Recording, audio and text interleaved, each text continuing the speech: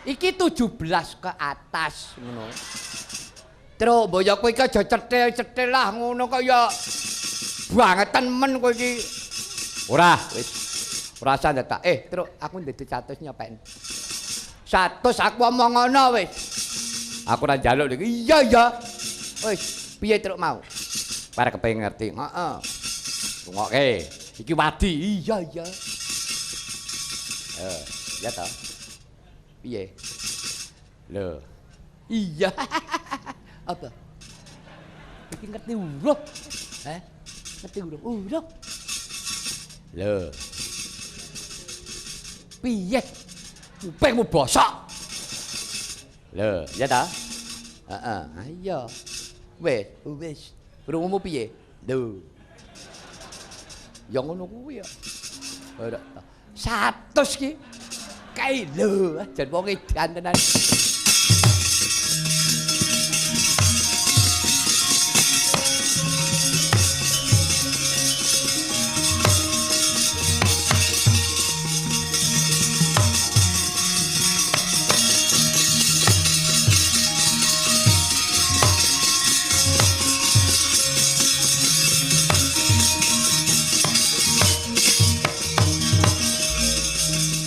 Satria pereng kok ora tinggeng. Apa kok dadak bali? Ayo. Kowe lapor karo dukunmu to. Ayo. Lapor karo kiaimu, karo gurumu. Ayo kowe diulang apa? Kowe diulang ilmu apa? Ayo. Nek perlu tumplan, ora-orane Bambang Sintawaka mundur jangkah. Meskaraku nggih wangsita wong ayu karpu kang mawa ujwala. Sunelaga mbangun nurut wong ayu boyo merah boyo inten tak remakno dadi sira wong ayu. Lho. Piye kuwi? Wong perang kok dadi glenikan. Aku ki mbok anggap apa? Ning kapujaku ning pawakamu Anggana Sari. Lung-lung kecubung teka lara ngedani sapa rambatamu kejaba pun kakang wong ayu.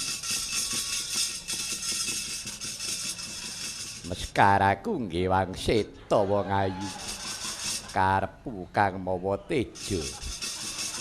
Sapa duwe bojo cayane klucih-klucih kaya batek ndemit. Iki mata apa tomat.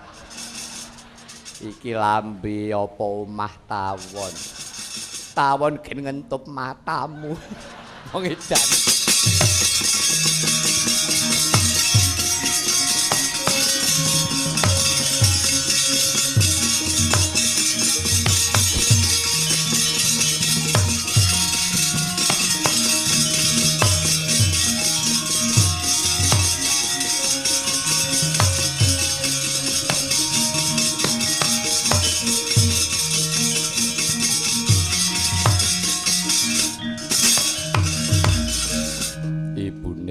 Sing gedhe pangapuramu aku sing luput ibune seprana tekaning sprene kok ora mari-mari nek jengkar ki mbok yo pamit to pangeran aja gawe bingung sing tunggu kasatriyan kok kebangetan temen-temenmu nyepelekke karo aku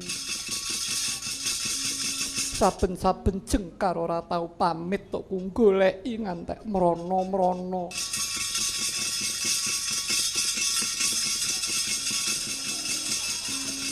Nek ku goleki karo kowe, aku ya ngono Kakang Mas. Aku tek ku goleki kowe ngantek tak rewangi dadi TKW. Ora ketemu. Ngantek pirang-pirang sasi tak rewangi aku ngenger Cina. Modaro. Menungso ora cetha. Jan. Ibune sejatine aku ngupaya kamulyan aja duweni panyakra bawa. Bratajaya.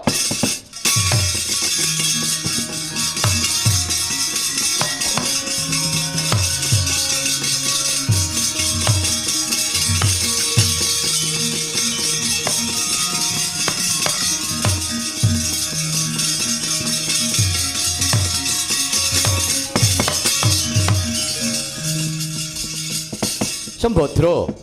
Apa Kakang? Aja duweni panyakra bawa. Seksine pun Kakang Yayi sumurupa rakamu Yayi Arjuna mau ngupaya kamulyan antuk nugraha. Wahyu Sri Makutha Rama wis pinaringake kelawan ingkang raka. Ya najan kepiye wae to Kakang nek Pangeran Arjuna kuwi jengkar mbok ya paring dawuh utawa pamit. Aku supaya ora bingung jroning atiku. Oh, ngono. Iya, Kakang. Janaka, wonten dawuh. Aja nyepelekke kelawan wanita. Arep dikaya ngapa bojomu kuwi ya duweni labuh labet nyengkuyung kelawan gegayuhamu. Inggih, Koko Prabu. Sebab yen to kowe ora dibiyantu kelawan bojomu si Wara Sembadra.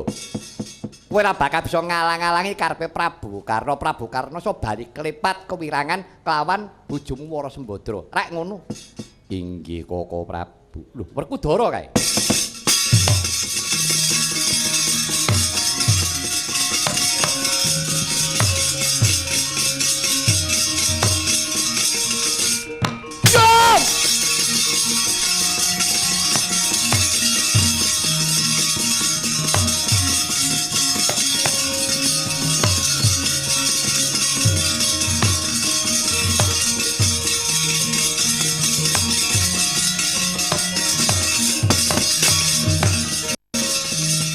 Werkudara iki. Wah, gedhek kantuk pidak jempol.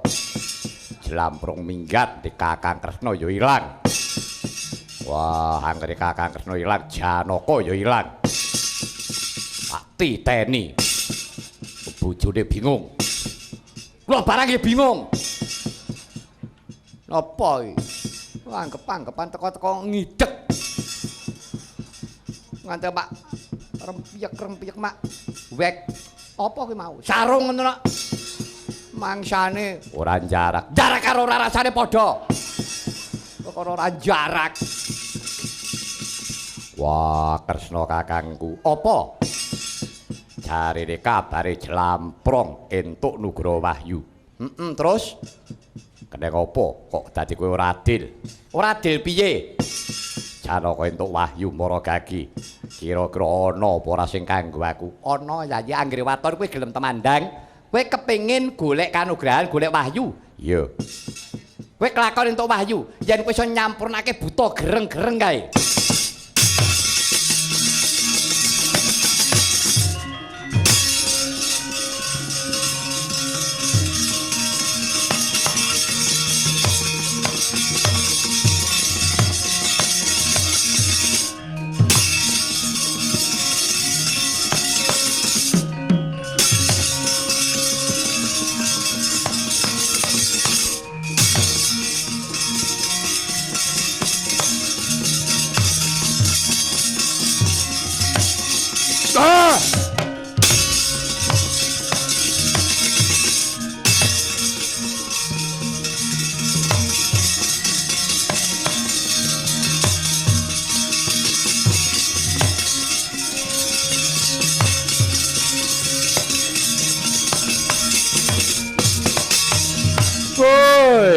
Dalah bujleng pulis lanat setan padha gegojegan. Kowe sapa? Kadang panenggak Pandhawa Werkudara kekasihku. Nah, iki sing tak goleki. Bangsane apa Jat Katon Jatora? Yo, aku yaksa bangsaning Kumara. Kowe takon karo aku Kumbakarna. Kowe Kumbakarna. Yo. Arep apa nyekat lakuku. Gus, aku njaruk rilaning atimu, aku sampurnakno. Ya mung kowe sing bisa nyampurnake aku, Raden. Wah, aku ora bisa. Aku ki ya menungsa lumrah. Kowe aja ngaya-wara, yen kowe ora gelem nyampurnake aku, malah kowe sing tak sampurnake. Wah, buta demit. Barang perkara karo aku sak karepmu dadi. Kata kokop getihmu.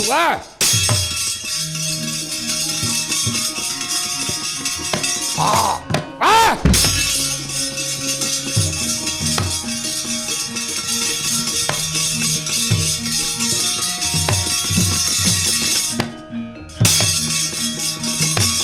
Yeah! Wah! Yeah! Oh, ah! Oh, hey! Ah! Hey! Wah! Yeah!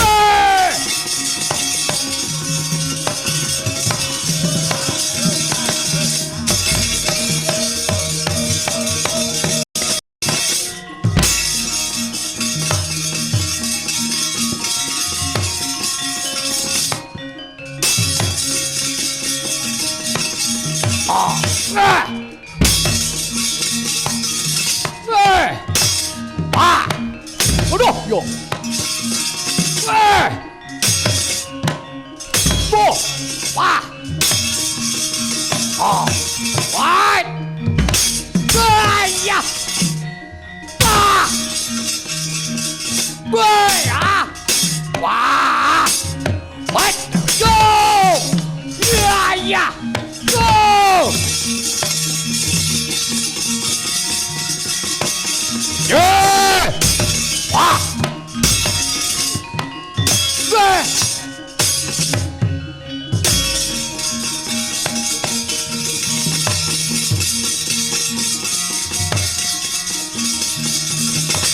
Oh, ah! Oh, eh! Wah! Eh!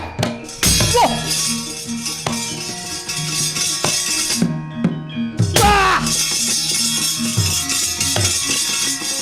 Oh!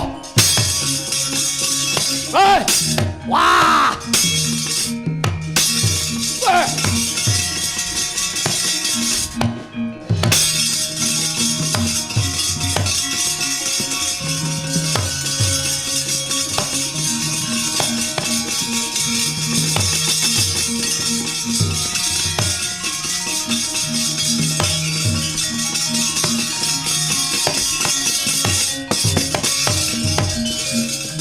Piye Werkudara? Wah, buta demit. Jenenge Kumbakarna. Ya, tak sawang cat katon catura. Gerak jambak rambuté. Arak tibane kuku Pancanaka ilang tak kedhepake gelo aku. Werkudara, iki mau sejatine ora ilang. Kumbakarna iki mau manungga manuksma. Marang Yayi Werkudara manggon ana wentismu kang kiwa tegese manggon pupumu kang kiwa.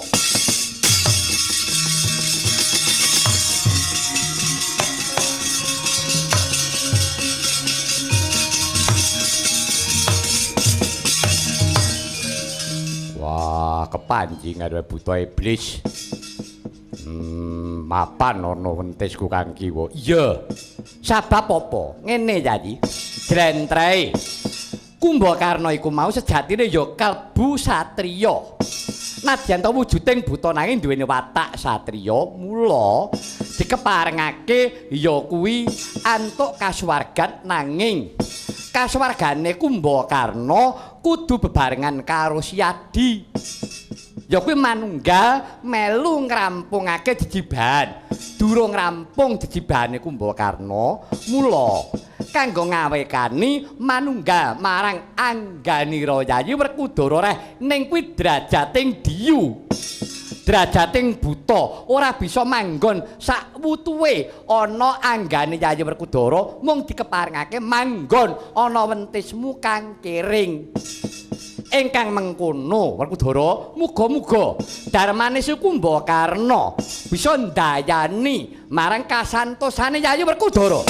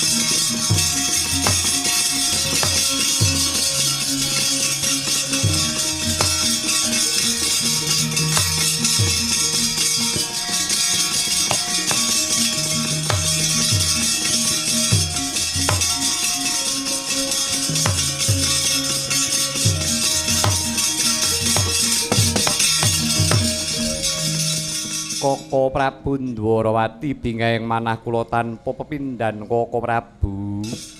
Wedha dinten menika kadang kula Yayi Arjuna sampun timbul. Inggih Yayi. Estunipun timbulipun Yayi Arjuna sesarengan kawan Rakanta Ndwarawati. Pun kakang nampi dawuhipun Jawata kinen matedaken nugra tumurun ing Mahyu Sri Makutha Rama ingkang tetila tinampi kawan ingkang rayi pun Arjuna. Mekaten Koko Prabu. Inggih Yayi. Ingkang menika Yayi pun kakang pitados menawi Yayi Arjuna ing binjang saged ngurunaken darahing Narendra Trah Pakuningrat. Kanthi menika Yayi mugi jaya-jaya Wijayanti Pinardawa kamulyaning para Pandhawa Yayi.